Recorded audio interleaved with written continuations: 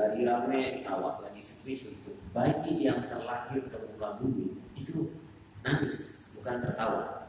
Padahal di dalam perut sendirian. Ketika keluar nangis melihat orang ramai, bukan malah tertawa.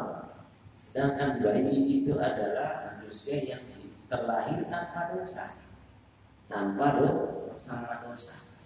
Nah maka itu saya selalu mengajak tidak bosan-bosan itu untuk tetap istiqomah. Jangan pengaruh kepada teman yang luntur, tetapi justru kita harus jadi pengaruh bagi orang yang tidak bisa istiqomah. Gitu. Artinya kita yang mempengaruhi sendiri, walaupun dikit, walaupun jumlah itu nggak pengaruh. Nabi itu baru mulai dakwah di Mekah, itu pengikutnya masih sedikit. Kalau sholat diam-diam, gitu. Kalau ibadah diam-diam, kalau kumpul diam-diam. Nah, ini kan saya ibaratkan Gang Pilot ini kayak periode Nabi di Mekah.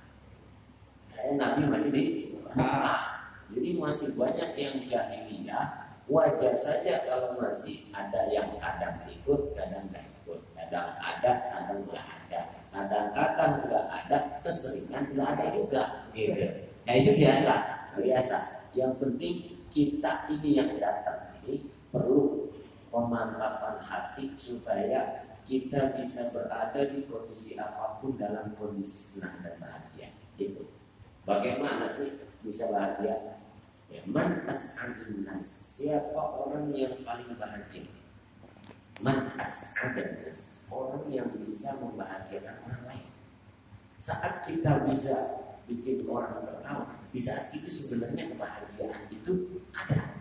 Tapi saat kita tidak bisa membuat orang lain tertawa, maka dalam keramaian pun kita bisa merasa sepi. Itu ada. Di dalam keramaian aku masih merasa sepi. Ini yang bahaya ketika seseorang tidak bisa mengatur atau mengontrol hati. Nah, ini hal yang pertama yang perlu saya sampaikan. Gak apa-apa, saya mau 2 orang, mau 3 orang, mau 1 orang. Kalau Ustaz belum sehat datang, kemudian saya juga ada waktu, insya Allah saya selalu bersama kalian. Saya teringat waktu peperangan Badar, perang Badar itu perang yang pertama kali terjadi antara umat Islam dan Kristen. Antara umat Islam dan orang-orang kafir. Perang Badar. Itu pengikut follower Nabi masih 300. Yang ikut perang Badar 313. Ada riwayat 317. Orang kafir pasukan Abu Sufyan, Abu Jahal itu 1000 kali 13 300 dibanding 1000 berapa? 3 kali lipat, ya kan? Logikanya Nabi tidak akan menang. Kenapa? Ribuan lawannya, ratusan lawan ribuan, itu tidak akan menang. Logikanya lagi, Nabi nggak akan bisa mengalahkan mereka. Kenapa? Persenjataan mereka lebih lengkap. Kemudian persenjataannya sahabat Nabi itu sangat minim. Nah, belajar dari perang Badar kita. Oh, yang masih doyan maksiat, dia kuat ekonominya. Jangan takut, jangan lemah. Yang sudah meninggalkan atau hijrah dari maksiat, dia ekonominya lemah. Justru ketika kita memiliki hati yang kuat, kita bisa mengalahkan mereka yang walaupun jumlahnya lebih banyak, walaupun persenjataannya lebih hebat, walaupun keuangannya lebih dahsyat. Tetapi yakinlah bahwa jumlah sedikit terkadang bisa mengalahkan jumlah yang banyak. Allah berfirman, "Kam min fi'atin qalilatin ghalabat fi'atan katsiratan bi'idznillah." Berapa banyak golongan yang sedikit bisa mengalahkan golongan yang banyak.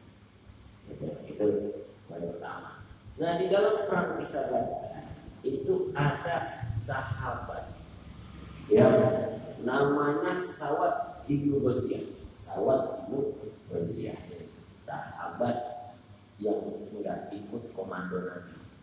Jadi biasa, kalian jadi ustaz, kalian jadi kiai, itu harus siap ada murid yang ikut komando.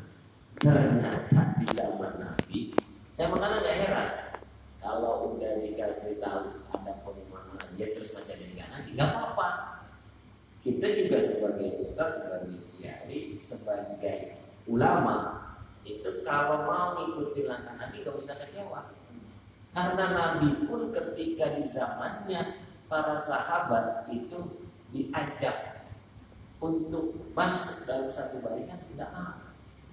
Enggak mau. Ada yang begitu, ada yang begitu.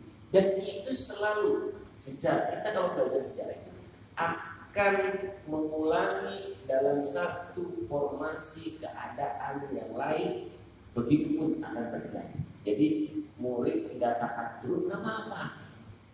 Jangan lantas prek jadi guru, gitu.